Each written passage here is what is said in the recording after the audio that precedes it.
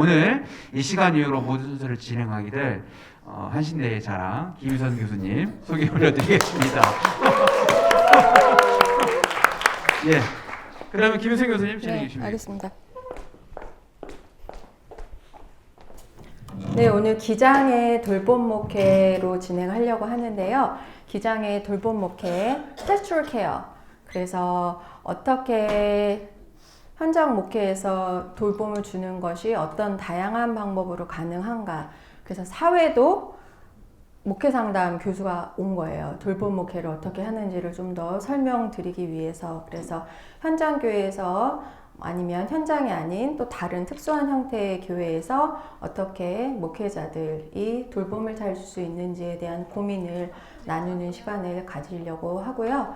각 목사님께서 25분씩 각자의 발표를 해주시면 50분 이후에 제가 그 사이에 강의를 들으면서 생각나는 질문들을 하려고 하고요. 여러분들도 함께 또 질문을 나누는 시간을 갖도록 하겠습니다. 그러면 먼저 이혜진 목사님 나오셔서 지금부터 25분, 1시 28분까지 시간을 드리도록 하겠습니다. 제가 여기서 막 다급한 모습을 보이면 이제 자르시라는 신호입니다.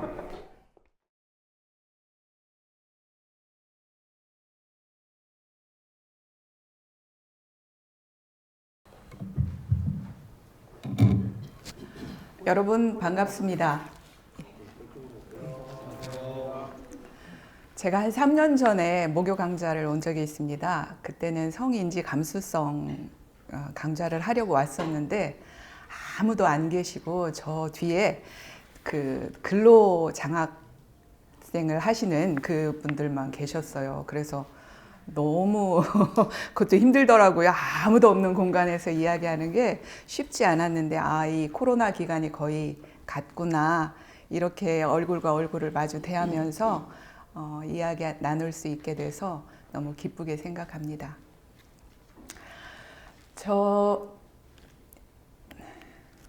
저는 길벗 평화 영성 회복 서클이라는 기관에서 대표로 일하고 있습니다. 2021년 9월에 창립했고요. 연신내역, 그러니까 은평구 쪽 연신내역에서 한 10분 거리에 위치하고 있는 곳에서 일하고 있습니다. 저의 관심 분야는 영성 수련과 상담, 회복적 서클입니다. 영성 수련에 관련해서는 지난번 두 번째 강좌 때 말씀을 하셨던 것 같아요. 이진권 목사님이 말씀을 하셨는데요. 저는 관상기도에 관심이 많습니다. 그리고 분별하고 영적 동반하는 것에 관심이 있습니다. 그래서 사람들에게 하나님의 현존 가운데에서 살아갈 수 있도록 지원하고 있습니다. 그리고 상담에 관심이 있는데요. 마음에 어려움이 있는 사람을 개인 상담하기도 하고 성폭력 피해자를 조력하면서 힘들어하는 분을 지원하기도 합니다. 그리고 세 번째로는 회복적 서클인데요. 평화교육과 회복서클, 평화서클을 통해서 나 스스로를 존중하며 내가 중심이다 하는 그 존재로 설 수 있도록 안내하고요. 내가 중요하듯이 상대방도 굉장히 중요하고 하나님의 형상임을 깨닫게 하는 그래서 주로 이제 말을 통해서 대화를 통해서 이야기를 하게 되는데 그 대화 속에 이면에 있는 그 마음이 어떤 것인지 마음과 마음을 연결해서 소통할 수 있게 하는 일을 하고 있습니다. 제가 돌봄 목회에 이렇게 초청이 되어서 너무 기쁩니다. 돌봄이란 관심을 갖고 보살피다. 사전적 의미더라고요. 네. 그리스도인들의 삶의 궁극적인 목적과 의미는 뭘까요? 하나님을 알고 사랑하는 것, 하나님과 더욱더 친밀한 관계가 되는 것, 하나님이 내 안에, 내가 하나님 안에 거하는 것, 하나님과 그래서 일치된 삶을 내가 살아가는 것이 아마 궁극적인 의미와 목적일 것입니다. 이것을 잘 할 수 있도록 안내하고 보살피는 것이 저는 돌봄 목회라고 생각합니다. 그러니까 어떻게 보면 목회의 전 영역이 돌봄 목회가 아닐까 하는 생각을 하게 됩니다. 보통 우리가 이제 돌봄 목회하면은 신방, 상담 이렇게 생각을 하게 되죠.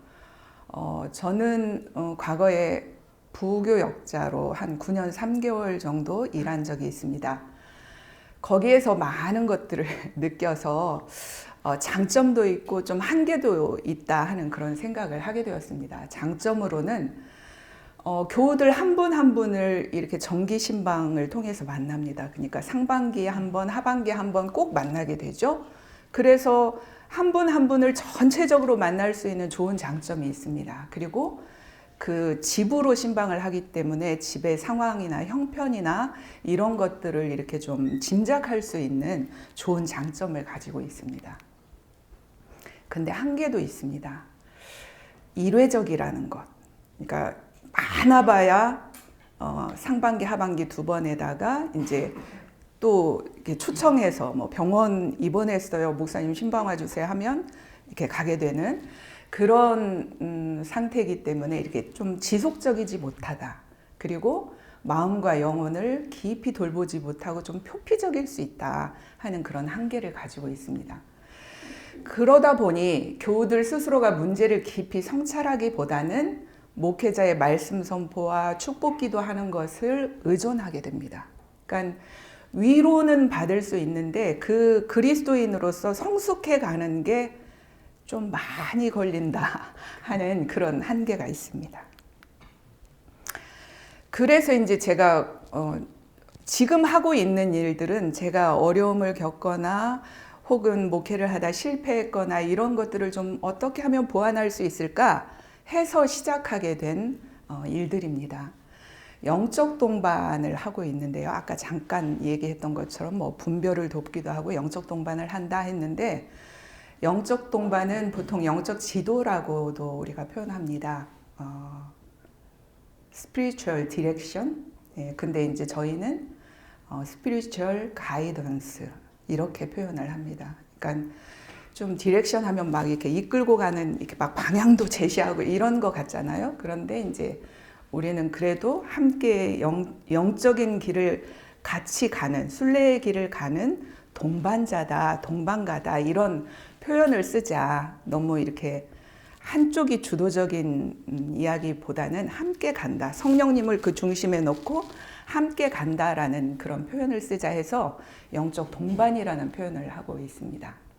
영적 동반은 기독교의 오랜 전통 안에 있습니다. 4세기 초에 기독교인들이 하나님과 이렇게 깊은 교제를 나누려면 어떻게 해야 될까? 이런 걸 배우러 그 사막의 그 수도자들을 찾아갔던 것에 역사의 기원을 두고 있습니다. 영적 동반이란 그래서 하나님의 임재와 활동을 알아차리고 하나님께서 우리를 깊은 친밀함으로 초대하시는데 그걸 경험하는 것, 그걸 인식하고 그것에 대해 응답하도록 돕는 일을 영적 동반이라고 합니다. 그러니까 이제 그렇게 하다 보면 우리의 참 정체성도 우리의 참 본성도 깨우쳐가는 그런 과정이라고 할 수 있죠. 영적 동반 진행 방법은 보통은 매월 한 달에 한 번 1시간 정도 함께 시간을 보냅니다. 물론 이제 죽음을 앞두고 있는 분들은 좀 더 자주 만나기도 합니다. 진행 과정은 영적 동반가와 영적 동반자 그리고 성령님 이렇게 같이 그 시간을 보낸다 생각을 하면 되고요.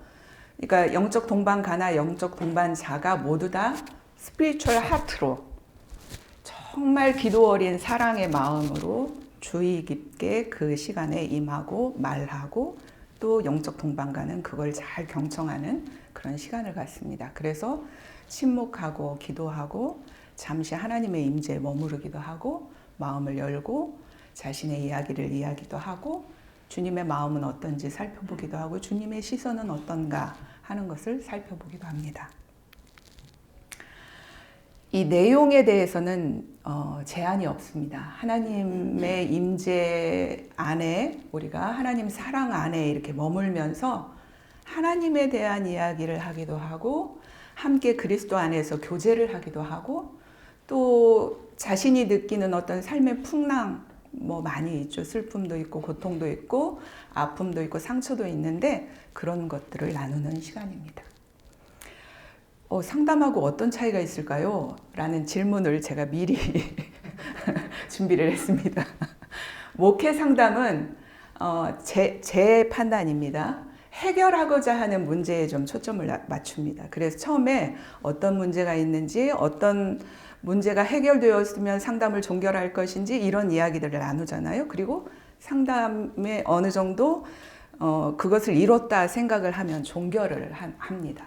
그리고 상담가는 그 문제 해결이나 극복을 위해서 촉진자 역할을 하죠. 그런데 이제 영적 동반은 늘 우리가 생각하는 게 하나님이 우리와 함께 계신다. 거룩한 영이 우리 가운데 임재하신다. 내가 동반가가 아니라 거룩한 성령께서 동반가가 되어주시기를 온전히 맡겨드리면서 하는 것입니다. 그래서 그 인지하고 주의를 기울이고 기도하고 스피리추얼 하트로 머무는 그래서 주의 깊게 경청하는 그러니까 어찌 보면 뭐 우울증이 심하다 이런 사람들과는 바로 영적 동반 하기가 어렵습니다. 충분히 상담으로 좀 풀어낸 다음에 자기를 성찰할 수 있는 그런 정도의 사람과 함께 할 수 있다는 것. 그리고 종결되는 게 아니라 지속적으로 어쩌면 평생 갈 수도 있다는 것.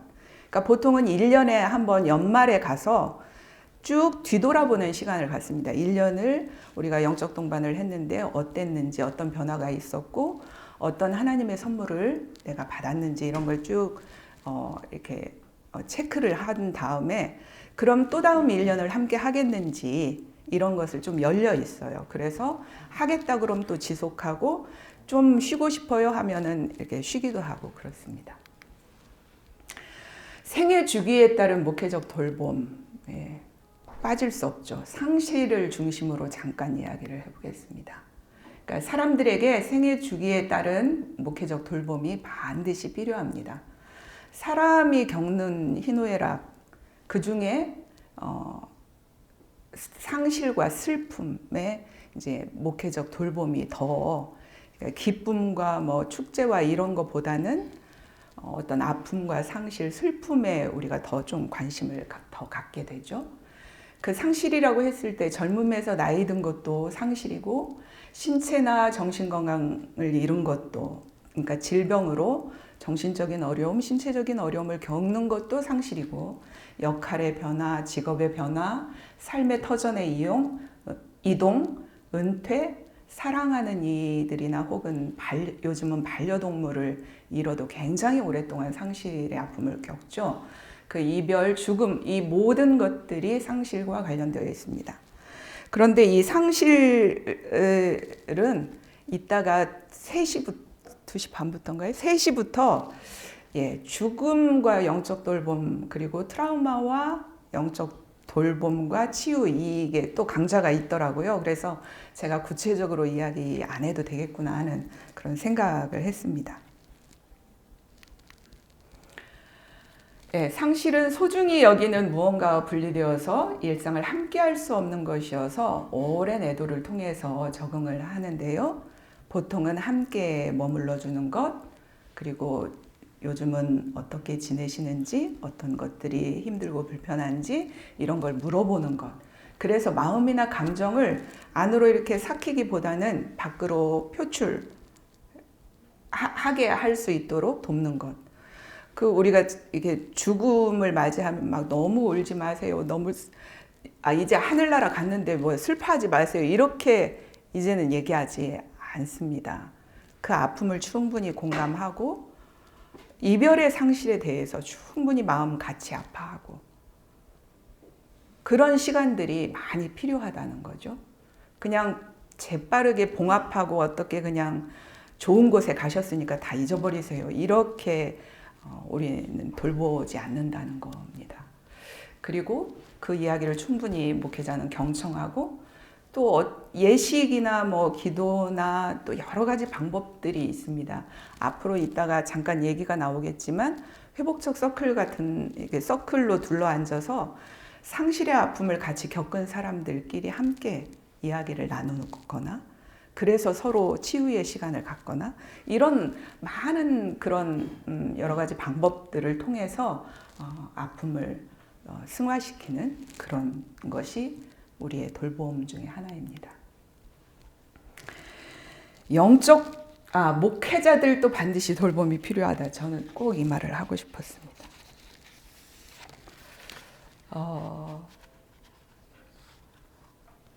목회자들이 대부분 자신을 돌보지 못하는 경우가 많습니다. 온전히 자기 시간은 없어요. 그냥 교우들과 교회에 너무 지나치게 헌신하다 보니 탈진하는 경우가 참 많이 있습니다. 그래서 제가 지금 동반하는 분이 여러 분이 있는데 그 중에 반절은 신도분이고 반절은 목회자들이세요. 그러니까 교단도 초월해 있습니다. 저는 감리교 목사님도 계시고 예장 통합 목사님도 계시고 성공회 사제도 계시고 그런 어떤 목회자들도 영적 동반이 필요하고 목회자들도 돌봄이 필요하다. 기도하면 됐지, 기도로 다 물리쳐야지 이렇게 해서 해결이 될 수도 있지만 또 함께 나누면서 함께 이야기를 하면서 함께 기도하면서 또 함께 분별하면서 그 어려움을 잘 극복하는 경우들도 많이 있습니다. 영적 동반을 그러면 하는 사람, 그러니까 받는 사람만 선물이냐, 하나님의 귀한 선물을 받을까? 아닙니다. 상담을 해보면 그렇죠. 내담자가 다 도움을 받는 것 같지만 오랜 상담을 하다 보면 상담자가 자기 인식의 변화가 생깁니다. 자기가 사람을 이해하는 폭도 깊어지고 내가 살아보지 못한 그런 삶을 대신 이야기를 해줌으로 살아보기 때문에 상담자가 참 은혜를 받는 경우가 많이 있죠. 영적 동반도 마찬가지입니다. 영적 동반가에게도 하나님께서 귀한 선물과 깨달음을 주십니다. 안전한 공동체, 평등한 공동체, 행복한 신앙생활. 이게 어쩌면 우리의 꿈이 아닐까 싶습니다. 돌봄 목회 중에 또 하나 정말 중요한 것이 바로 이것이라. 함께 자기를 성찰하고 함께 성숙해 간다는 것이 얼마나 중요한가.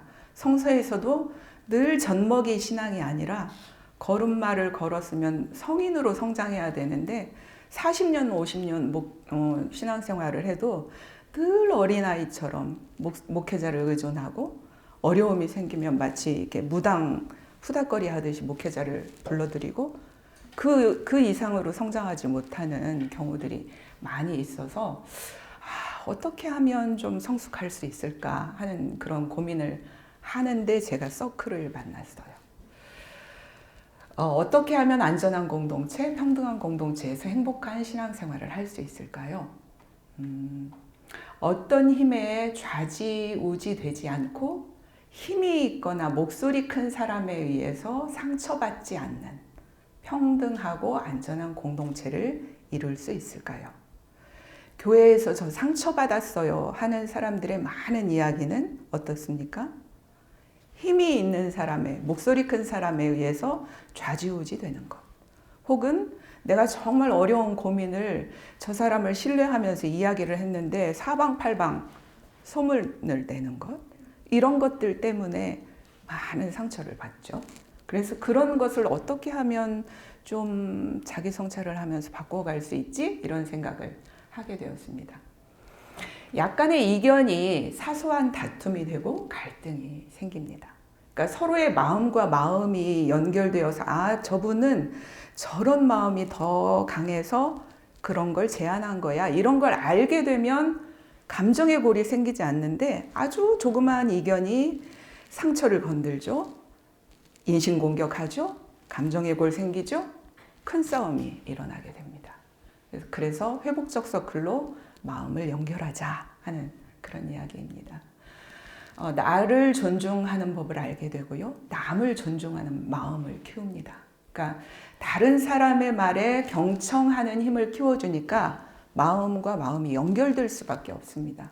그리고 나만 중심이 아니라 상대방도 중심이 되니까 평등하고 안전한 공동체, 정말 민주적인 공동체를 이룹니다. 우리가 민주주의라고 이야기를 많이 들었지만 우리 몸으로 직접적으로 체험을 깊이 오랜 동안 하지 못하고 살았습니다.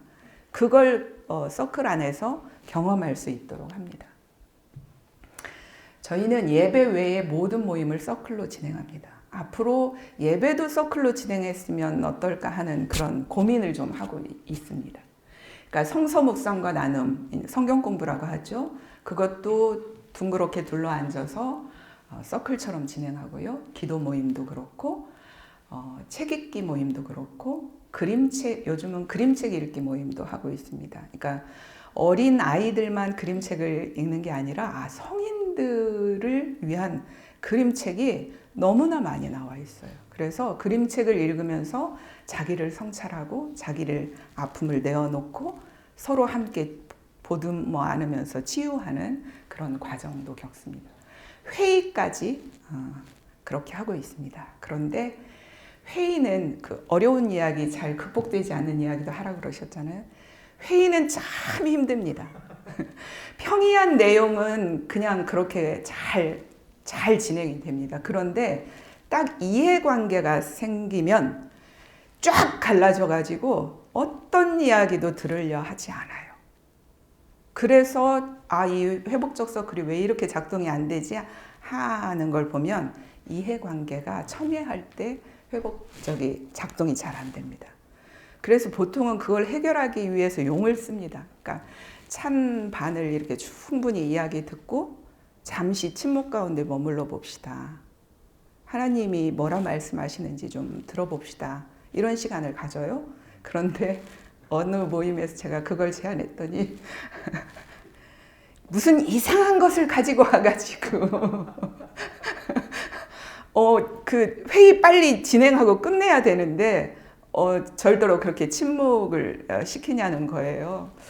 그래서 이게 좀 오랫동안 몸에 배이고 이렇게 습되지 않으면 참 작동되기가 쉽지는 않구나 하는 그런 경험도 이야기 나눕니다.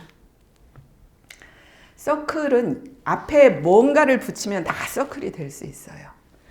평화 형성을 하게 되면 평화 형성 서클이 되고요.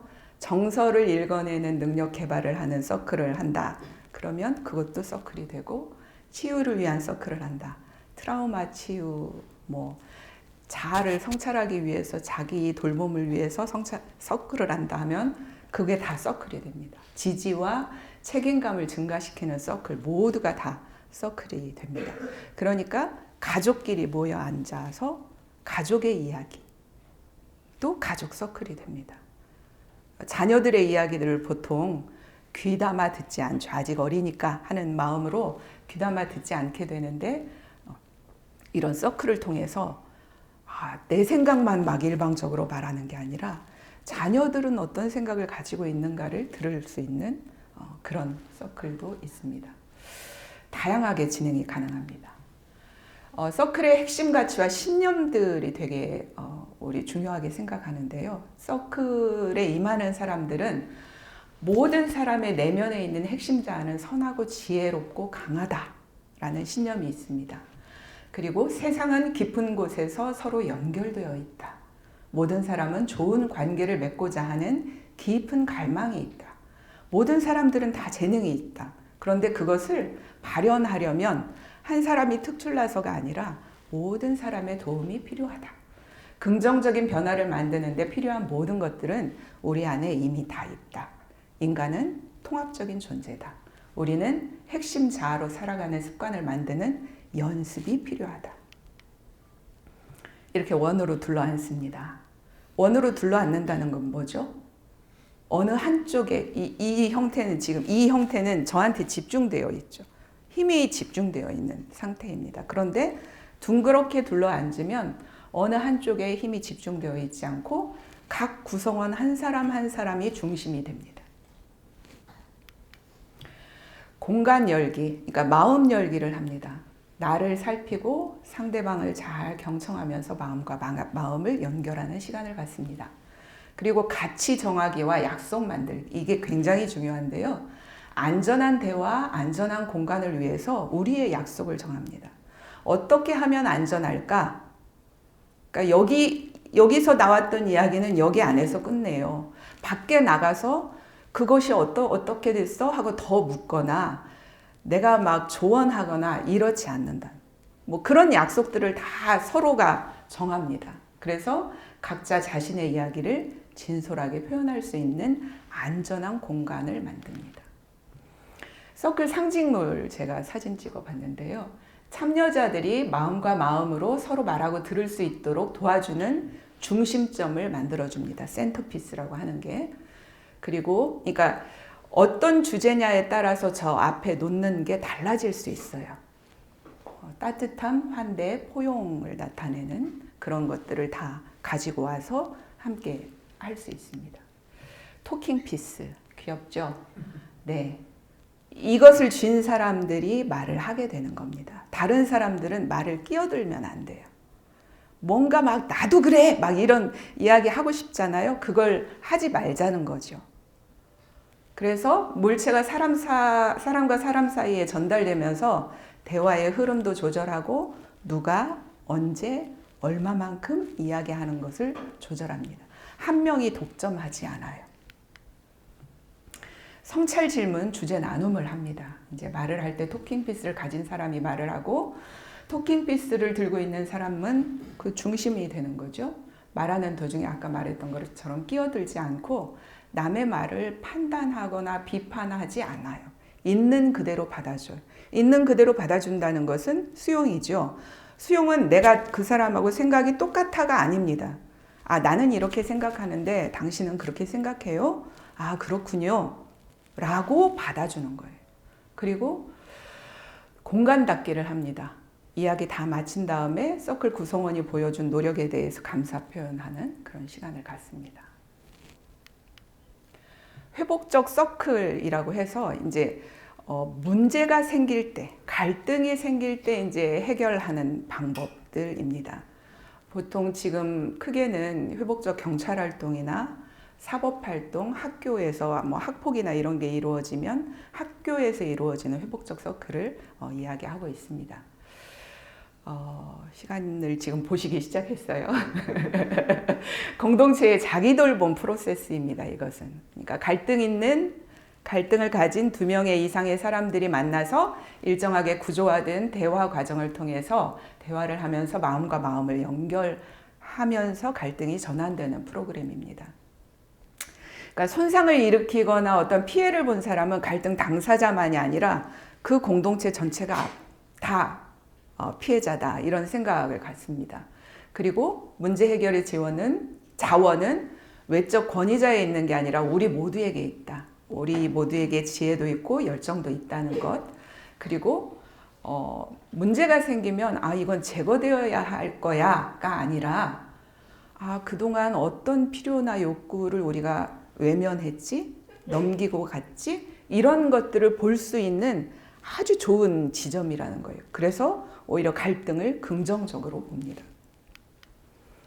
회복적 정의, 이게 지금 이제 우리가 이루어갔으면 좋겠는 거죠.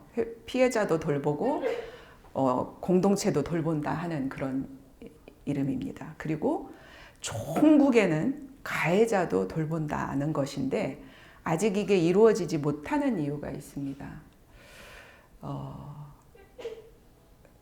가해자가 인정하지 않는다는 것. 자기 잘못을 인정하지 않고 그러므로 해서 사과하지 않고 그러므로 해서 자기 그 책임을 회피하게 되니까 이게 시작도 할 수가 없어요. 특히 성폭력 관련해서는 그런 가해자가 언제까지 기다려야 합니까? 이런 질문들 많이 하거든요.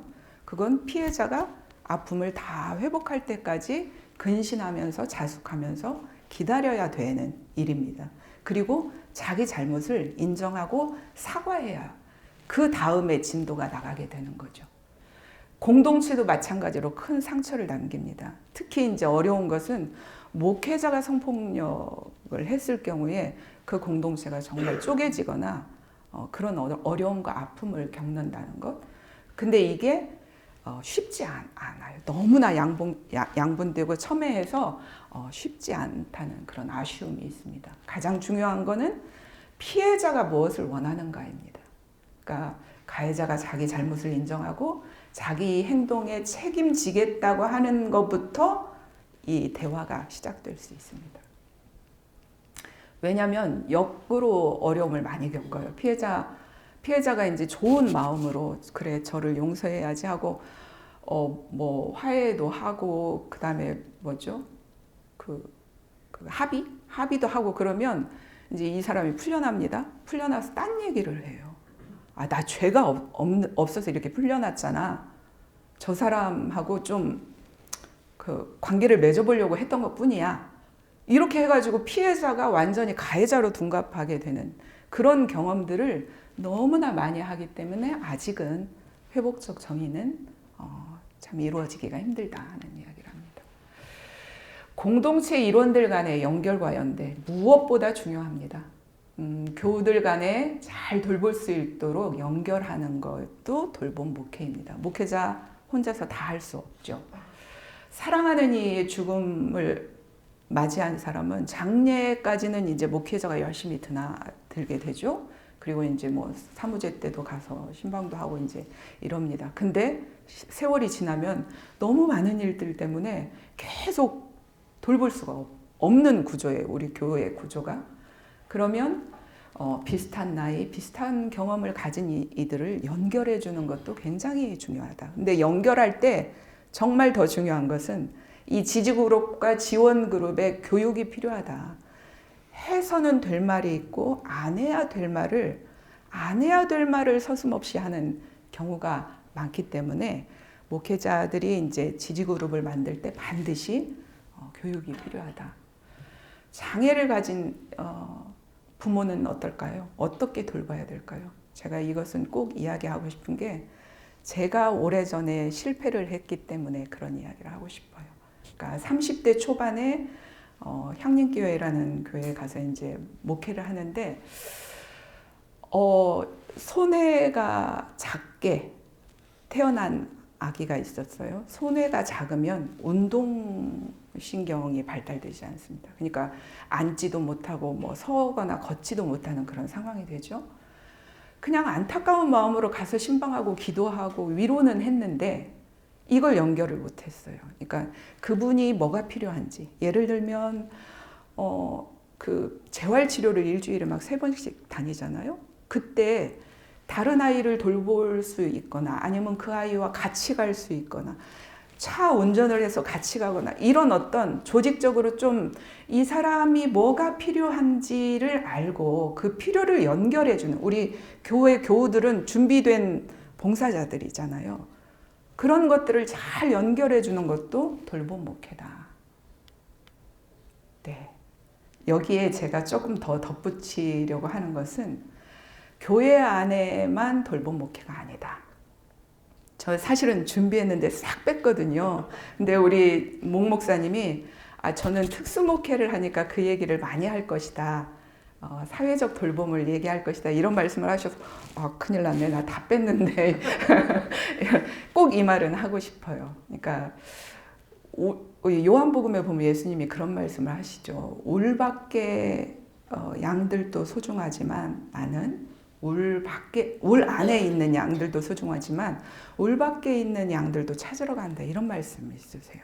그러니까 우리가 교회 안에 교우들만 한정짓지 말고 교회 밖에 사회적 아픔을 겪는 사람들은 누구인가를 살피는 것이 굉장히 중요하다.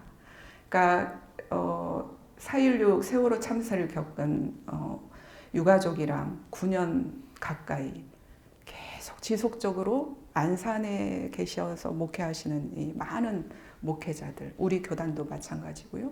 그렇게 함께 하시는 분들도 많고 매월 셋째 목요일 저녁에 그 추모관 앞에서 기도회를 가지면서 그 유가족을 위로하는 그런 분들도 계시고 그 다음에 지난번에 제가 12구 이태원 참사가 있었을 때 100일 되던 날에 이태원역에서 이제 시청까지 그 영정을 들고 추모관을 이동하기 위해서 영정을 들고 이제 유족들이 오니까 그것을 함께 목회자들이 했으면 좋겠다 했어요. 근데 저는 사실 무릎이 아파서 거기에 동참하지 못하고 거기 마치는 그 시간 거기에 갔거든요.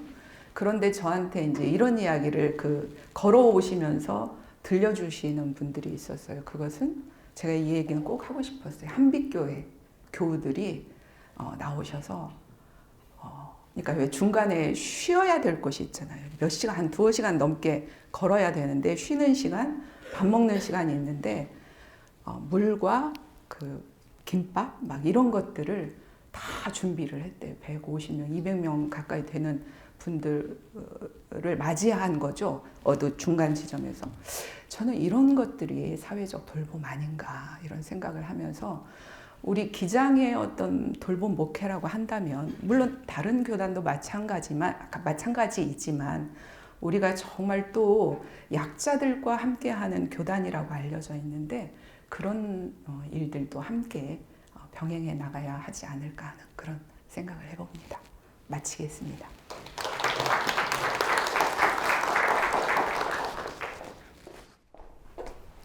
네, 이혜진 목사님께서 영적 동반, 그 다음에 서클 여러 가지 방법을 저희에게 소개해 주셔서 감사드리고요. 목익수 목사님, 목 목사님이라고 하니까 되게 이상하면서 목 목사님께서 지금부터 2시까지 저희에게 시간이 조금 짧아졌지만 제가 굉장히 목 목사님이 부담스럽게 여기 앉아서 레이저를 쏘도록 하겠습니다. 토킹 피스를 드리도록 하겠습니다. 마이크를 빼고 해도 되겠죠? 반갑습니다. 여러분들과 만나서 이렇게 목회적 경험을 나눌 수 있어서 너무 좋고요. 또 이런 시간이 있다고 하는 것이 개인적으로 굉장히 기쁩니다. 왜냐하면 제가 1986년도에 이제 학부에 입학을 했었거든요. 1986년도에 특별한 2가지가 있었어요. 하나는 졸업 정원제라고 하는 게 있었어요.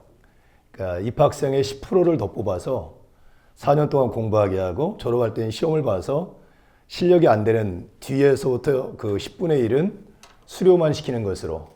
그러니까 저희 학번이 60명이 정원이었는데 더 뽑혔어요. 10%가.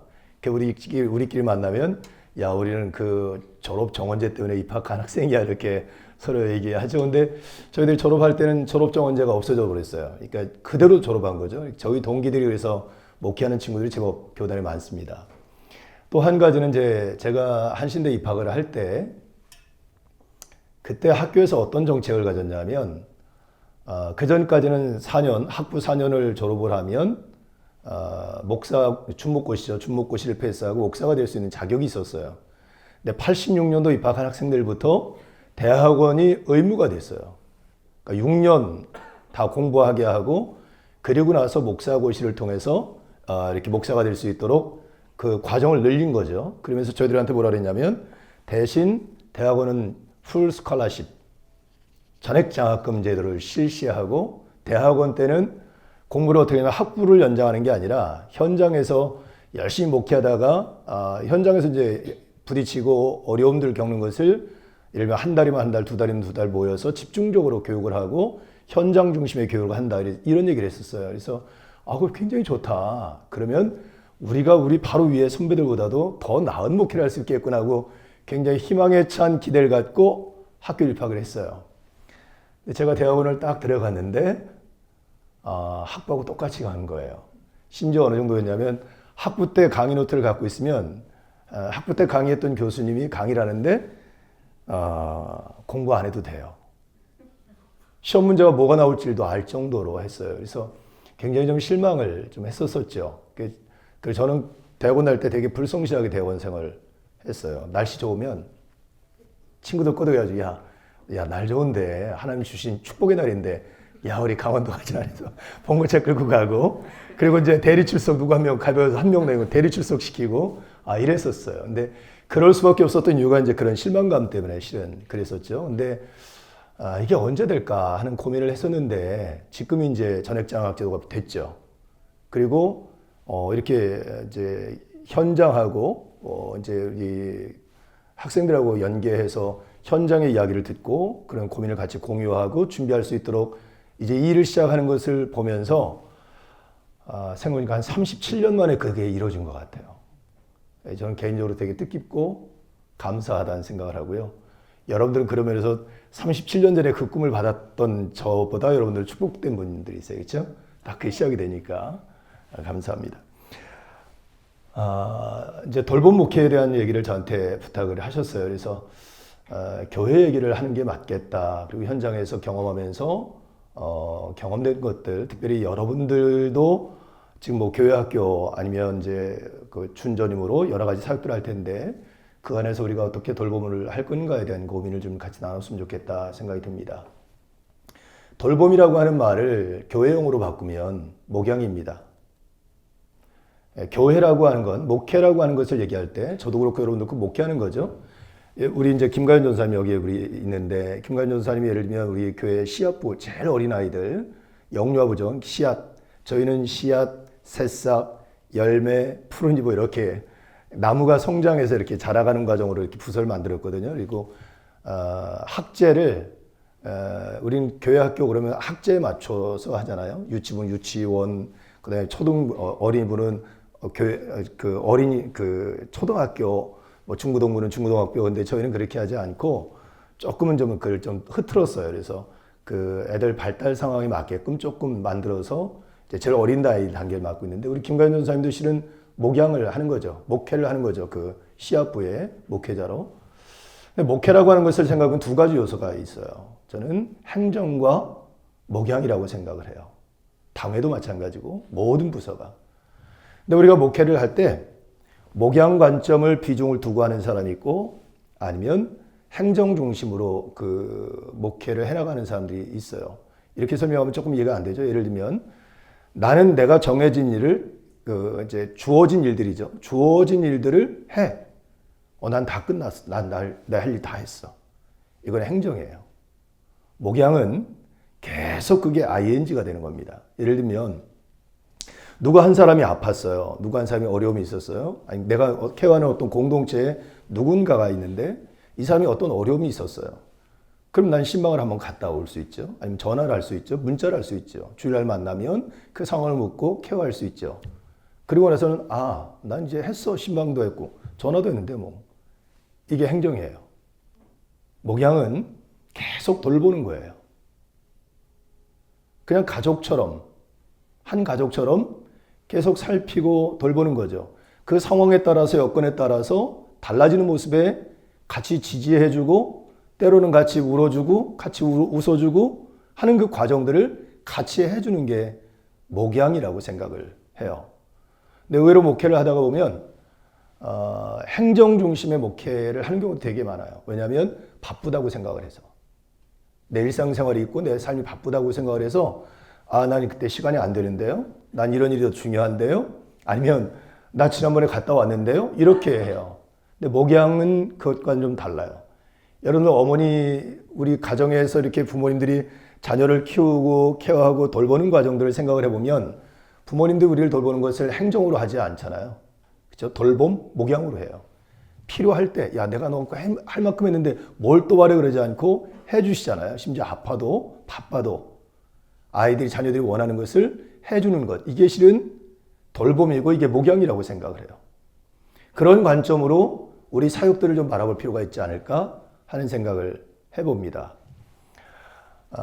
저도 이제 목회를 하니까 이제 제가 담임 목회를 두 군데서 했거든요. 하나는 이제 제주도에 있는 서귀포 중앙교회에서 30대 중반 나이에 처음 담임 목회를 했고요. 지금 우리 강자경 우리 사모님이 선생님 와 있는데 고향 모교회입니다. 우리 강자경 사모님이 저를 소개해서 거기 담임 목사로 가게 됐었는데 거기서 이제 행복하게 목회를 했고 그 다음에 이제 세밭교회에서 두 번째 목회를 했는데 제주도 같은 경우가 이제 그 육지것이라고 하는 괜당 문화가 되게 강해서 괜당 문화 저는 육지것이었었어요. 그러니까 심지어 6.25 때 피난을 가서 한 30년 넘게 40년 본인이 살아온 세월보다 더 오래 거기서 살았는데도 육지것이라고 그러시더라고요. 그분이 원로장님 저한테 목사님 저는요 아직도 육지것입니다. 이렇게 그런 공동체 쉽게 마음을 열고 맞아들이지 않는 그런 공동체. 근데 저도 젊은 나이에 목회를 하니까 근데 제가 그 공동체에 쑥 들어간 때가 있었어요. 사건이 있었던 거예요. 사건. 그게 뭐냐면 지금도 있지 않은데 5월 5일 날이었었어요. 비가 엄청나게 내리는 날인데 그 LG전자 대리점을 하는 장로님이 전화가 급하게 온 거예요. 목사님 빨리 병원으로 와달라고 울면서. 저는 그래서 장로님 부인 권사님 뭐가 문제가 있나 싶어서 막 아내랑 헐레벌떡 뛰어가고 장로님들한테 전화를 해서 지금 장로님이 어떤 큰 문제가 있는 것 같은데 빨리들 오시라고 하고 갔어요. 갔더니 이제 그 응급실 쪽에 장로님 네 분이 이렇게 그냥 바닥에 널브러져 있고 의사들은 침대에서 계속 심폐소생술을 하고 있는 상황인 거예요. 저랑 아내는 거기 들어갔는데 의사들이 이제 더 이상 이제 이게 안 되니까 거기서 사망 선고를 바로 하는 그런 상황이었었어요. 보니까 장로님 그 회사 직원이 월요일 날이니까 쉬는 날이니까 쉬고 있는데 그 지역에는 어떤 교회에서 비가 내리니까 아마 에어컨 점검을 하는데 에어컨 전기가 내려갔나 봐요. 그러니까 전화를 해가지고 고쳐달라 그러니까 장로님이 직원에게 쉬지만 미안하지만 가서 그거 전기 좀 봐줘라 했는데 갔는데 감전사를 한 거예요. 젊은 분이세요. 지금 그 가족들도 소식 듣고 밖에서 이제 기다리고 있는 거예요. 막 울면서 막 아우성하면서. 근데 딱 사망 진단을 내리니까 이제 그 가족들이 이제 그 중앙 응급실로 이제 밀고 들어오는 거죠. 그 장로님 밖으로 나가셨어요. 그러니까 이 가족들 중에 이제 막 화가 나는 사람이 막 이제 때리는 거죠. 막 때리고 발로 걷어차고 막 이런 상황이 이제 제 눈앞에 전개된 거예요. 제가 젊은 나이였었는데 그 모습을 보고 마음이 너무 무너졌어요. 그래서 그 장로님 네 분을 제가 끌어안고 다 맞았어요. 발로 걷어차면 굴러 떨어졌다가 또 다시 일어나서 장로님들 끌어안고 또 주먹으로 때리면 얻어맞고. 근데 그 사이에 교인들이 다 와 있던 거예요. 주변에. 교인들이 그걸 다 봤어요. 한참 얻어맞고 나니까 성이 이제 화가 풀린 것 같아요. 그래서 그때 이제 이성적으로 좀 하고 얘기를 하고 그 상황을 정리를 했었어요. 저도 정신이 없어요. 어떻게 맞았는지. 여러분 맞는 게 좋은가요? 없잖아요. 근데 그냥 너무 마음이 아픈 이 상황 자체가. 그러니까 이 가족을 잃은 이 가족도 너무 마음이 아플 거고 이분도 내가 뻔히 아는데 어떤 상황인지 뻔히 아니까 그냥 끌어안고 같이 울고 그냥 부둥켜 안고 있었던 거죠. 어쨌든 그 상황을 이제 그렇게 하고 울면서 기도하고 마무리를 했어요. 그런데 이제 교인들이 그걸 본 거죠. 그러니까 육지껏 목사가 육지껏이라고 생각했던 목사가 육지껏이 아니고 제주껏이 된 거예요. 그때부터 이분들이 마음을 확 열어서 저를 그 공동체에 받아들였어요. 저는 의도한 것도 없고 그냥 제 마음에 우러나는 대로 그냥 했을 뿐이에요.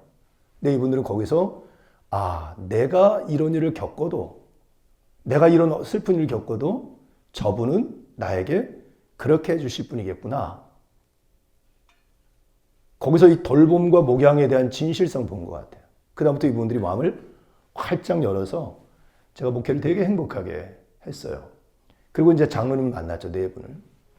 거의 그냥 뭐 이렇게 그분들을 위로하면서 장로님한테 그랬어요. 장로님 너무 힘들지만 그들 가족도 너무 힘드니까 이 부분을 장로님들 두 분을 치료하기 위해서라도 이 부분에 조금이라도 아쉬움이나 미련이나 마음의 짐을 담지 않도록 멋지게 마무리합시다. 그래서 그분들이 결단한 게 그 자녀가 둘이 있는데 얘네들 대학 졸업할 때까지 지금부터 모든 학비를 다 지원하는 거하고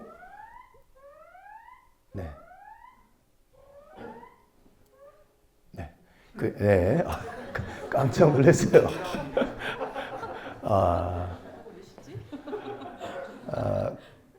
그래서 하여튼 잘 마무리가 됐어요. 마무리할게요. 잘 마무리가 됐어요. 그때 이제 제가 큰 걸 경험을 했어요. 저는 이럴 수 있었어요. 그분이 그런 일을 당하고 어려움을 겪을 때 신만 갈 수 있었어요. 거기서 쓱 피해서 이러지 마세요, 저러지 마세요 이렇게 그냥 이성적으로 막 이렇게 할 수도 있었어요. 그리고 그분이 그 일 끝난 다음에 찾아가서 그냥 목회자로서 이렇게 어쨌든 장로님도 실수한 거니까 이렇게 하고 이렇게 하는 게 좋겠어요 하고 잘 정리할 수 있었어요.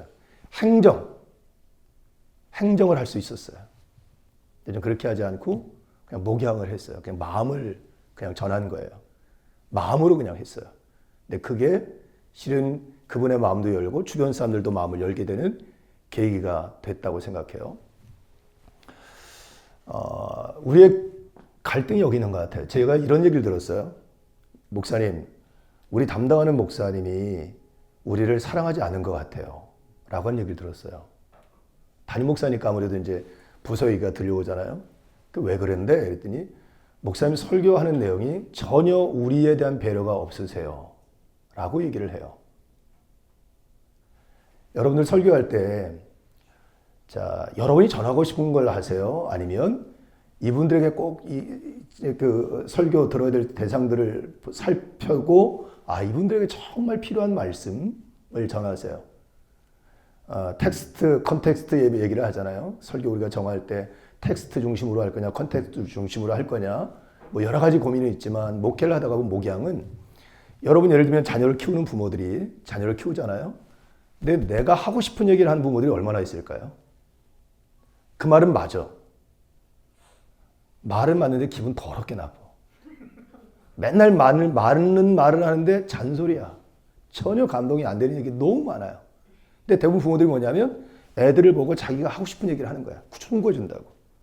근데 그것을 우리 부모님은 나에게 이렇게 사랑이 많아서 이렇게 충고도 잘해주시고 그렇게 감동받는 사람 아무도 없잖아요. 그렇죠? 그냥 어떨 때 보면 그냥 들어줘. 그리고 가만히 있어. 심지어 실수는 괜찮아. 그럴 수 있지. 뭐 이렇게 얘기를 해요. 어떻게 보면 되게 미련하고 어리석어 보이는데 거기에 아빠가 나를 신뢰하고 있구나. 내가 조금 더 잘해봐야지. 뭔가 감동이 되고 마음이 움직여 가죠. 저는 설교도 마찬가지라고 생각해요. 목양의 돌봄이라고 하는 게 일본 우리가 신방을 하고 일대일로 만나고 뭐 면담을 하고 뭐 이런 개념만이 아니라 실은 목회자가 가장 많이 하는 설교도 마찬가지예요. 내가 하고 싶은 일을 쏟아놓으면 성도들이 앉아서 참 부담스럽네 말씀이. 여러분들도 그러지 않으세요? 말은 맞는데 잔소리. 여러분들 제가 여러 군데 지금 할 때도 여러분 아마 그럴 거예요. 감동이 안 되면 잔소리라고 생각하고 불편하게 여길 수도 있어요. 메시지가 그럴 수 있어요. 근데 예를 들면 정말 여러분들의 삶을 살펴요.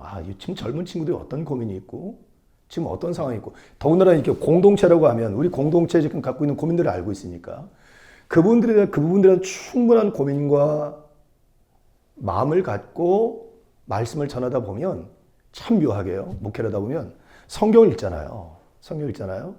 근데 그때는 그냥 쓱 지나가는데 갑자기 하나님께 어떤 말씀을 툭 주시고는 그걸 갑자기 막 풀어가게 하실 때가 있어요.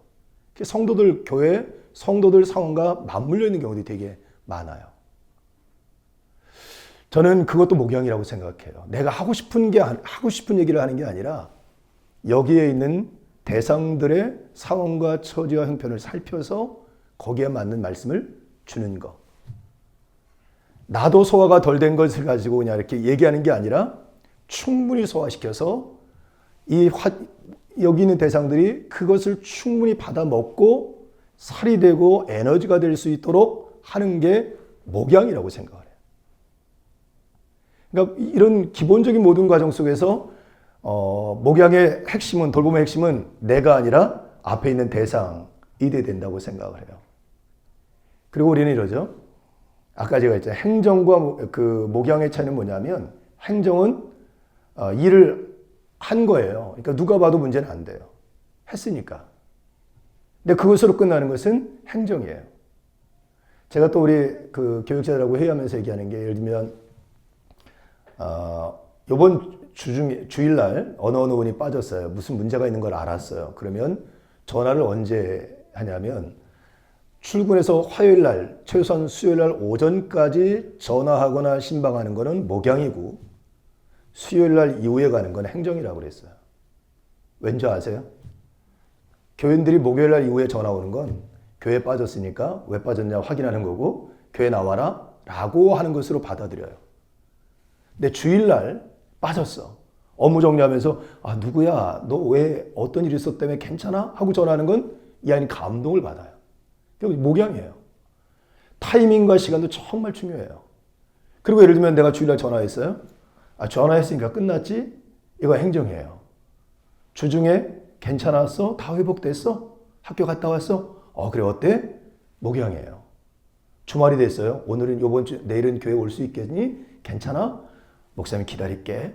내가 제일 앞에서 너 올 때 두 팔 벌리고 맞이할 테니까 그때 보자. 목양이에요. 근데 나 한 번 했으니까 끝났어. 이건 행정이에요. 근데 우리 유혹이 얼마나 많냐면 행정으로 끝내려고 하는 경우가 너무 많아요. 그러니까 성도들은 뭔가 교회에서 뭔가 막 이루어지는데 외로워. 뭔가 막 외로워지는데 나는 여전히 슬픈데 아무도 내 슬픔을 알아주지 않아. 심지어 나를 담당하는 교육자들도 아직도 나는 ING인데 한 번 상담했다고 한 번 나한테 위로해줬다고 그냥 끝나버려. 이런 경우가 너무 많은 거예요. 돌봄이라고 하는 것은 삶과 삶이 사람과 사람이 계속 살아가면서 맺어지고 만들어져 가야 될 거라고 생각해요. 중요한 건 내가 아니라 당사자가 나는 돌봄을 받고 있다. 난 사랑받고 있구나. 내가 어려움이 있어도 이분은 나에게 이렇게 해줄 거구나 하는 것들을 느낄 수 있도록 해야 된다. 내가 이 말하면 됐지가 아니라 상대방이 느낄 수 있도록. 저는 이게 돌봄이라고 생각해요. 목양이라고 생각하고.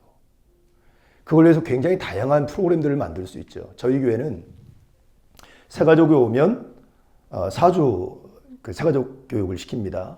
마지막 교육은 제가 들어가서 교회 비전을 나누고 신앙생활에 대한 권면을 하죠. 그때 저는 새가족들이 오면 꼭 두 가지를 얘기를 해요. 저희 교회가 새가족들이 하나님께 이렇게 보내주셔서 오시면 신앙생활 제일 잘하는 거는 행복하게 하는 거다라고 생각해요. 행복하게 하는 거. 여러분들도 행복하게 목회했으면 좋겠어요. 그게 제일 잘하는 거예요. 왜냐하면 우리 부모인 제가 우리 자녀들을 이렇게 보면 얘가 행복하게 살아가는 거를 보고 좋아하지, 얘가 예를 들면 뭐 인류 대학을 나와서 뭐 대단한 일을 하더라도 맨날 못 살겠네 죽겠네 그러면 그거 보고 행복해 할 부분은 아무도 없거든요. 신앙생활 정말 잘하는 건 하나님이 나를 보고 기뻐해야 되는데 그러면 어떻게 내가 행복하게 살아가는 거예요. 행복하게 교회 사역을 하고 행복하게 삶을 살아가는 거라고 생각해요. 신앙생활도 그래서 행복하게 해라. 두 번째는 이왕에 교회 옮겨서 새로운 새발교회 왔으니 제대로 믿어보자. 제대로 신앙생활을 해보자. 이렇게 권면을 해요. 이제 어쨌든 4주 교육 끝난 다음에는 9주 동안 바나바 과정을 거쳐요. 3대 1인데 바나바하고 예비 바나바 두 사람이 새로운 새가족과 매칭이 돼서 교인들과 계속 연결을 시켜주고 정착할 수 있도록 케어를 하고 주중에 전화하고 따로 만나서 밥 먹고 주일날 교인들 그분들과 밥 먹고 예배도 같이 드리고 많은 교우들과 교제하도록 연결을 시켜줘요. 그리고 이번에 또 이제 코로나 끝나고 나서 제가 요번에 이제 다시 시작하는 게 뭐냐면 삼겹줄 그 사역을 이제 시작해요. 그게 뭐냐면 기존에 있었던 교인들 가운데도 코로나 때문에 이탈된 분들도 있고 오랫동안 교회를 안 나오다 보니까 교회 나오는 게 어색한 분들도 계시기도 하고 신앙에 열심히 내지 않는 분들도 계시죠. 그래서 신앙에 좀 모델이 되고 잘 케어할 수 있는 분들을 그리고 그런 분들 1대1 묶어서 1년 동안 케어를 하는 거예요. 그리고 다 끝나면 진단을 해요. 이분을 계속 더 연장해야 되나? 이 정도면 이제 독립시켜도 되나? 진단하고 그 사역을 정리하고 또 새로운 안을 시작하는 이런 시스템을 만들었어요. 그러니까 돌봄은 목양은 목사만 하는 게 아니다. 그러니까 모든 교인들이 해야 된다. 약한 지체, 부족한 지체, 어려운 지체를 돌볼 수 있도록 의무적으로 묶어서 그 일을 시스템화했어요. 그리고 장로님들하고는 우리나라의 기본적으로 장로님들이 가지고 있는 생각들이 이제 행정중심의 당회라고 하는 행정중심의 일에 한국교회 장로님들은 행정중심의 장로직에 익숙해져 있어요. 그게 전부라고 생각해요.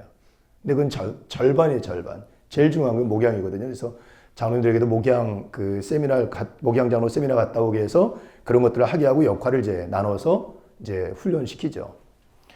어쨌든 저도 이런 시스템을 만드는 이유는 뭐냐면 목양 때문에 그래요. 돌봄이라고 하는 거. 교회는 그런 곳이다.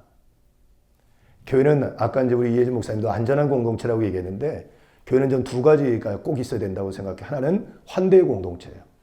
수고하고 무거운 짐진 자들아 다 내게로 오라. 내가 너를 쉬게 하리라. 누구라도 차별하지 않고 품에 안을 수 있는 공동체. 두 번째는 안전한 공동체예요. 실수도 괜찮아. 잘못해도 괜찮아. 부족해도 괜찮아.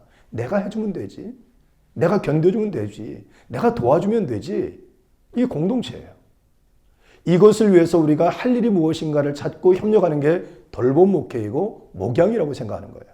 목사도 그 일을 하는 것이고 여러분들도 그 일을 하는 것이고 교회 공동체원들이 그 일을 하도록 하는 거. 동기부여를 하고 거기에 미션을 주고 프로그램을 만들어내고. 근데 중요한 건 이 원리를 잃어버리지 않는 거. 그래서 저도 그렇고요. 여러분도 그렇고 요거 한 가지만 결단하면 좋을 것 같아요. 이제 마무리할 시간이 됐는데 행정 목회를 하지 않았으면 좋겠다.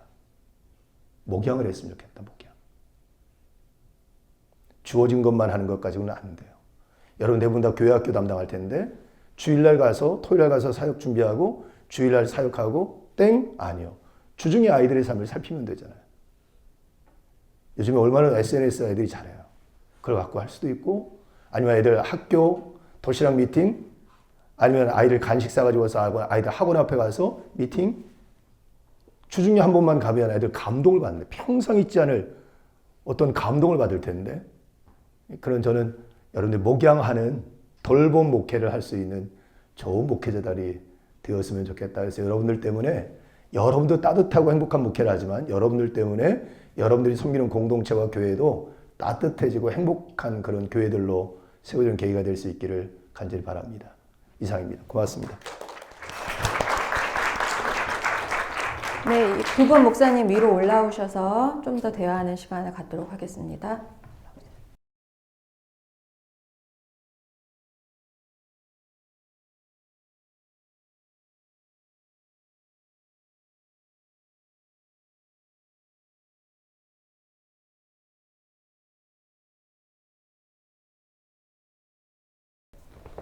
저희가 그 서클, 원을 공부했기 때문에 조금 더 여러분과 원을 만들어서 좀 더 대화를 나누도록 하려고 하고요. 원래는 이렇게 대담의 시간, 질문의 시간을 하려고 했는데 힘의 균형에 대해서 여러 번 이야기를 들었기 때문에 여러분도 질문하시고 또 만약에 질문이 없으면 또 제가 대화를 이끌어 나가고 우리 함께 소통하는 시간으로 2시 20분까지 시간을 맞춰보도록 하겠습니다.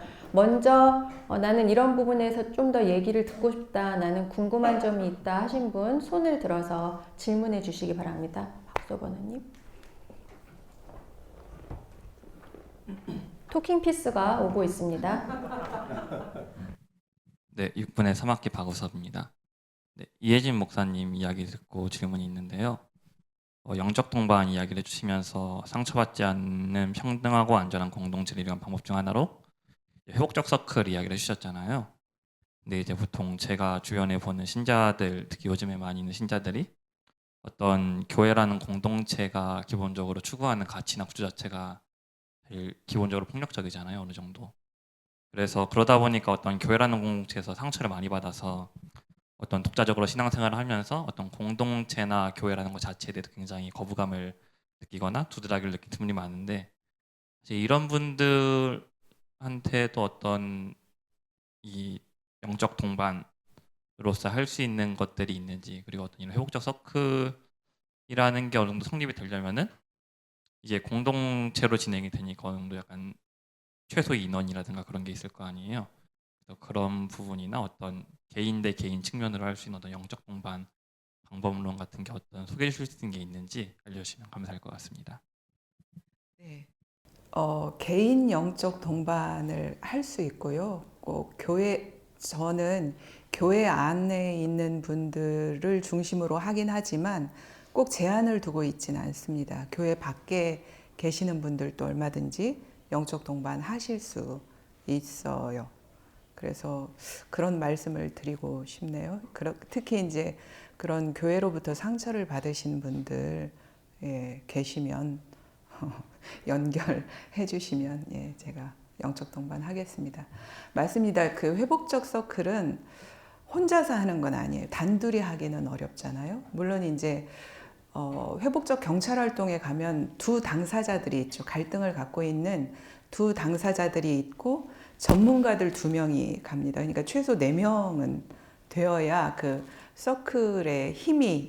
서클이 작동될 수 있어요. 그래서 혼자는 좀 어렵다 하는 말씀을 드리고 싶네요. 조금 어느 정도 사람이 있어서 상대방이 있고 내가 있는 그래서 그러니까 그게 조금 쉽지는 않은 것 같아요. 갈등마다 제가 막 적극적으로 다 쫓아다닐 수 없어요. 그러니까 갈등이 있을 때 두 당사자 중에 한 명이라도 나 이렇게 하기를 원해요라고 제안을 해주셔야 가능합니다. 그러면 이제 다른 행위자에게 제가 이제 연락을 해서 이 사람이 그런 의사가 있는데 당신 의사가 있는지를 확인하고 둘 다 동의를 해야 그 서클이 이루어지는 그런 구조입니다. 네, 저도 궁금한 점이 있는데요. 우리 모익수 목사님께서 먼저 사역을 하셨던 돌봄의 대상이 굉장히 오랫동안 섬 사람들이었잖아요. 육지 것으로 참 고생 많이 하셨습니다.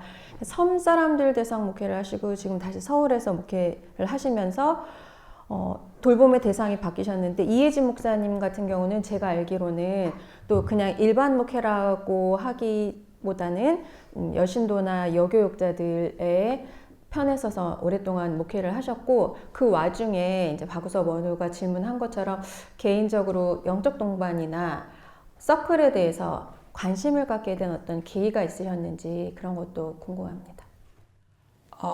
제가 강의 때 잠깐 말씀드렸지만 30대의 향린교회라는 교회에서 9년 3개월간 목회를 했습니다. 거기에서 내가 가장 부족하다고 느꼈던 게 이제 상담 부분이었어요. 그러니까 오랜 장애를 가진 분, 오랜 질병으로 누워서 투병하는 분 뿐만 아니라 그 가족들이 이렇게 얼굴에 기쁨을 잃어 가시더라고요. 근데 그분들을 이렇게 케어하는 게 이 30대 초반으로서 너무나 힘들었어요. 그래서 부교역자 때는 뭔 다른 공부를 할 시간이 없어요. 사실 이때가 가장 좋은 때예요. 공부할 수 있는 가장 좋은 때인 것 같아요. 막상 부교역자로 가면 정말 전쟁 같은 시간을 보내게 됩니다. 그래서 부교역자를 다 마치면 내가 공부해야지 해서 상담을 공부했고 상담을 공부하다 보니 이런 분들은 좀 하나님 이야기를 하면 진짜 좋겠는데 그 상담 과정에서는 상대방이 신앙 상담을 하지 않는 한 하나님 이야기 하지 않잖아요. 그러다 보니까 이걸 그 영적인 것과 어떻게 합할 수 있지? 이런 고민을 하다가 영적 동반을 만나게 되었습니다. 네. 제가 그 세밭교회 얘기를 못 했는데요. 세밭교회가 제가 처음에 이제 14년 전에 부임을 했는데 상처받은 교회였었거든요. 담임 목사님 22년 목회하시던 분이 나가시면서 교회가 둘로 나눠지고 일부 그룹은 아예 교회를 떠나고 그래서 아주 교회가 그냥 쇠하고 폐가 나눠져 있고 굉장히 날서 있고 언어가 굉장히 공격적이고 서로를 바라보는 눈이 적개심이 있고 교회 공동체라고 교회 한 교회였기 때문에 그냥 있는 거지 그냥 나눠져 있는 거였고요. 당회를 들어가도 막 거기서 언성이 높아지고 감정을 절제하지 못하고 막 이런 상황이었었어요. 근데 제가 목사잖아요. 돌봄을 해야 되잖아요. 예를 들면 너무 좋은 상황에서 이분들도 따뜻해. 그럼 나도 따뜻하게 되는 건 너무 좋아요. 이분들이 나한테 선대를 해. 그럼 나도 이분들 선대하는 건 너무 좋아요. 문제는 안 돼요. 그런데 너무 공격적이에요. 그리고 선대하지 않아요. 그리고 목사의 진실을 왜곡해요. 아마 여러분들도 그런 일 많이 겪죠. 그럴 때 어떻게 해요? 저는 제가 목사라고 하는 정체성을 잃어버리진 않아요.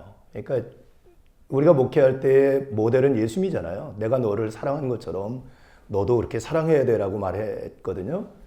너를 핍박하고 박해하는 자들 위해 기도해 줘야 되고 뭐 견뎌줘야 되고 선으로 악을 이기라고 말씀하셨으니까 저는 그냥 똑같이 대해요. 끌어안고 그렇게 하는 분들이 너무 불쌍해서 제가 감정적으로 막 하지 않고 따뜻하게 대하고 그냥 말 그대로 돌봄을 했어요. 저는 상처가 너무 많았고 개인적으로 이러다가 죽을 수 있겠구나라고 생각할 만큼 저한테는 데미지가 있었어요. 정말 데미지가 있었어요. 근데 제 마음은 몸은 데미지를 보는데 실은 마음은 제가 잘 지켜냈던 것 같아요. 근데 그런 과정을 거치고 나니까 한 3, 4년 정도 지나니까 이제 교회가 달라졌어요. 지금은 정말 따뜻한 교회, 좋은 교회가 됐고요. 그러니까 목회자들이 다 그럴 것 같아요. 그러면 가니까 순 개판이에. 뭐 순 다 독한 사람들만 있고 사기꾼들만 있고 상처 주는 사람도 있고 예의도 모르고 신앙적이지도 않고 그럴 수 있거든요. 근데 우리가 어떻게 생각해야 되냐면 그래서 내가 여기 온 거예요. 그래서 하나님 나를 여기 세워주시는 거예요. 그럼 여기서 내가 뭘 할 수 있지? 어떤 걸 해야 되지? 어떻게 해야 되지? 할 때 상황에 맞추는 게 아니라 나를 보내신 하나님께 맞추는 게 맞아요. 그러면서 주님의 마음을 품고 목양을 하는 거, 돌봄을 하는 걸 할 때 역시 목사님들은 다르구나. 그리고 그 목사님의 리더십을 통해서 여러분들의 리더십을 통해서 그 공동체가 달라질 수 있다고 생각을 해요. 그냥 그 공동체를 평가하고 판단하고 비난하는 건 여러분 우리가 할 일이 아니에요. 절대. 우리는 그것을 새롭게 하기 위해서 보낸받은 사람들이기 때문에 내가 최선을 다해 살 수 없을 때 자리를 비켜주면 되는 것이지 그것이 잘못됐다고 비난하거나 비판할 수 있는 것은 아닌 것 같아요. 그러니까 우리가 돌봄이라고 하는 것이 그게 제일 중요하지 않을까 그런 생각을 갖습니다. 또 질문 받아보겠습니다. 네, 이은주 원우님.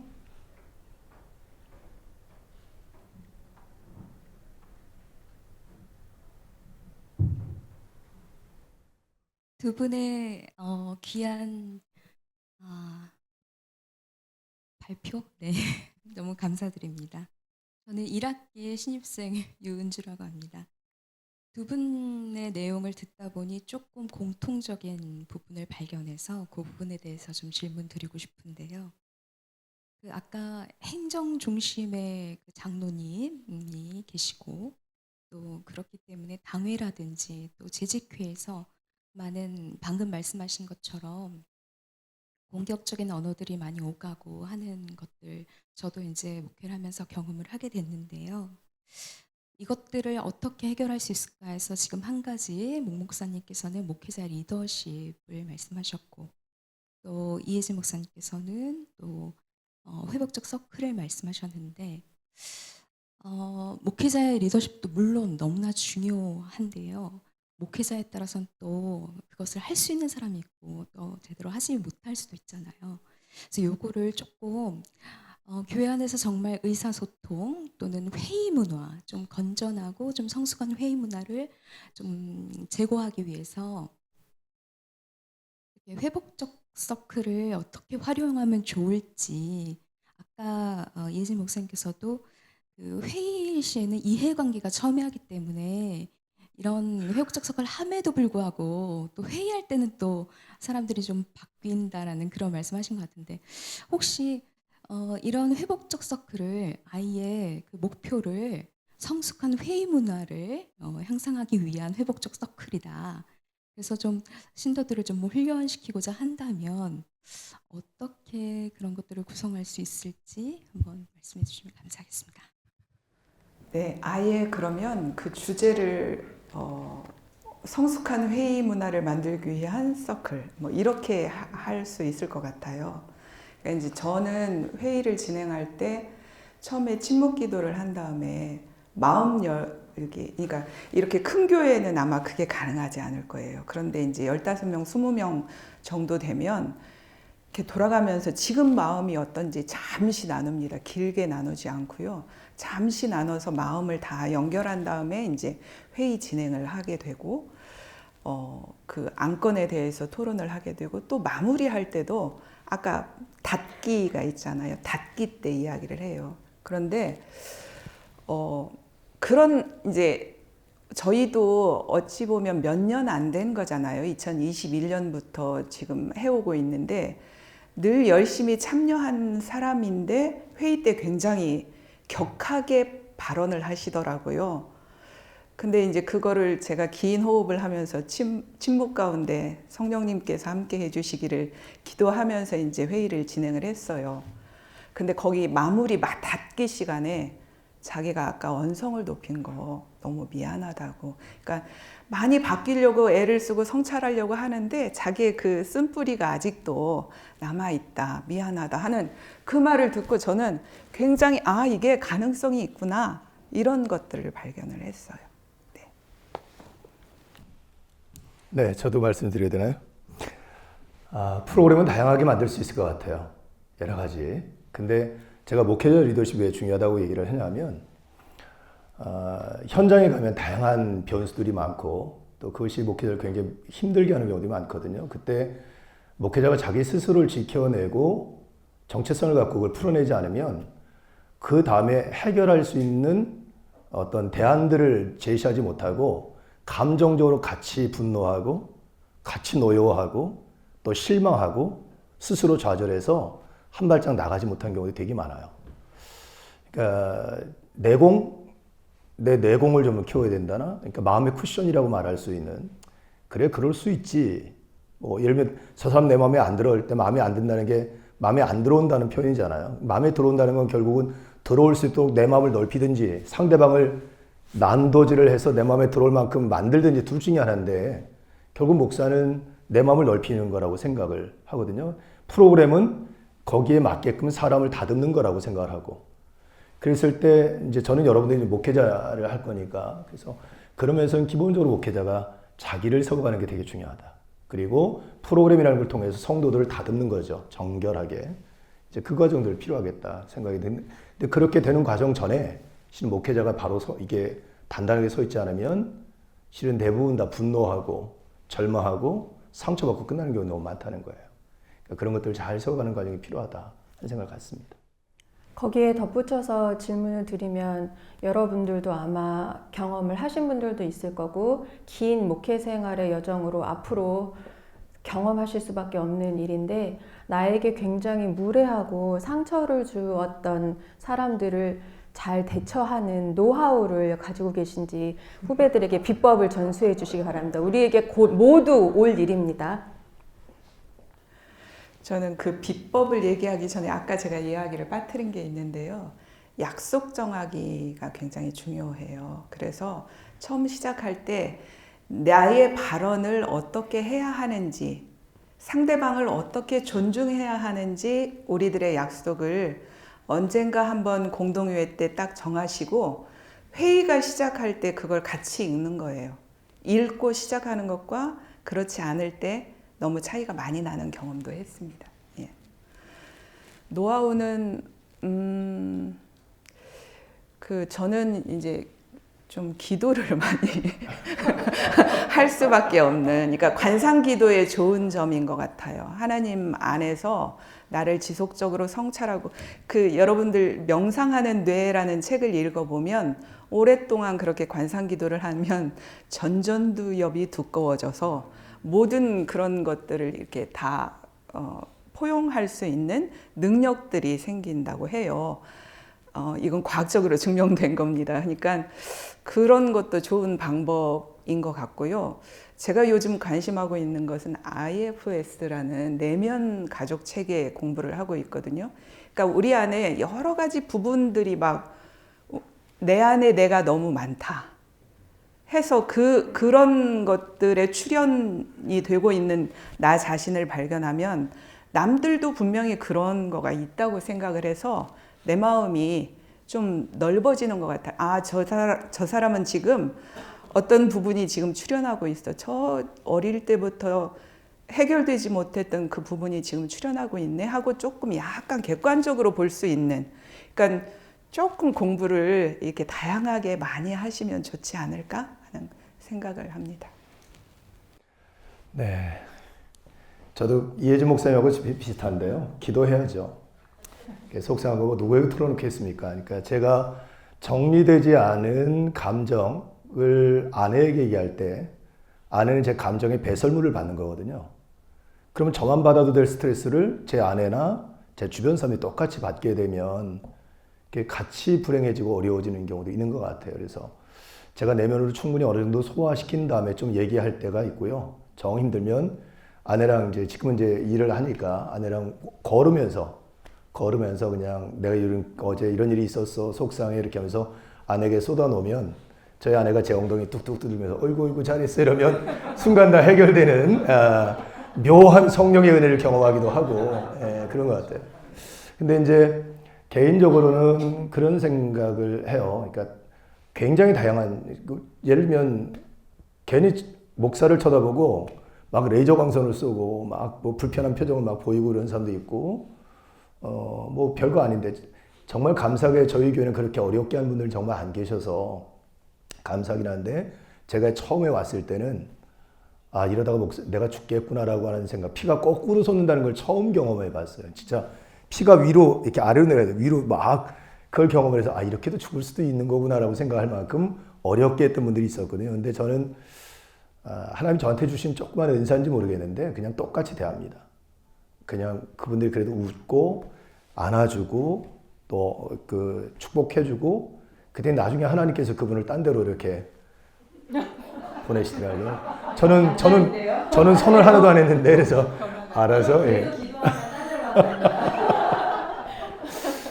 그냥 우스갯소리인데 하여튼 그런 게 있는 것 같아요. 그냥 똑같이 그냥 대해 주는 거 그리고 제 나름대로 그걸 계속 소화시켜냈던 것 같아요. 저는. 네.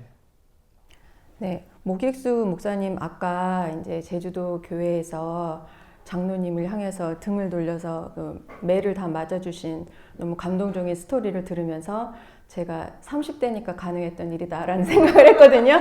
굉장히 럭키하셨고 여러분들은 등을 돌려서 이제 맞아주시는 연습을 하셔야 되고 우리 50대 이서영 교수님은 할 수 없는 일이거든요. 등을 돌렸다가는 이제 어디에 부러지죠. 등을 돌리지도 않아요. 50대는. 그래서 제가 이제 마지막으로 정리하고 싶은 말은 돌봄을 줄 수 있는 그 돌봄의 형태가 여러분들 목회 경험에 따라 또 청중에 따라 또 여러분들의 상태에 따라 돌봄을 줄 수 있는 것이 다 다르다. 그러니까 우리가 고민하는 것이 다 다르다는 이야기를 드리고 싶었고요. 여러분들 마지막으로 셀프케어가 정말 중요합니다. 다 남들을 돌보는 사람이지만 엉덩이 툭툭 비법으로 이야기하셨고요. 또 안전한 사람에게 이야기를 해야지 목사들이 병드는 이유는 어디 가서 아무에게도 얘기를 하지 못하기 때문 아니면 말씀하신 것처럼 폭력적인 방식으로 배우자나 자녀에게 분출되는 경우도 많기 때문에 나의 동료들에게 안전하게 이런 일이 있어서 참 힘들었다라고 말하셔야 여러분들도 길게 이 돌봄이요. 우리는 몇십 년 동안 돌봄을 줘야 되는 사람들이잖아요. 그러니까 그게 받는 게 없으면서 계속 나갈 수는 없는 거예요. 그래서 나는 어떻게 하면 셀프케어를 잘 하실 수 있는 것인가. 여러분들 주위를 둘러보면 다 그 동료들이에요. 오랫동안 셀프케어를 같이 갈 수 있는. 그래서 저희가 다 동료이자 선후배이자 함께 케어를 같이 할 수 있는 돌봄의 동지들이다라는 말로 오늘의 돌봄 목회 강의를 마치도록 하겠습니다. 여러분, 광연하신 두 목사님들께 박수 부탁드립니다.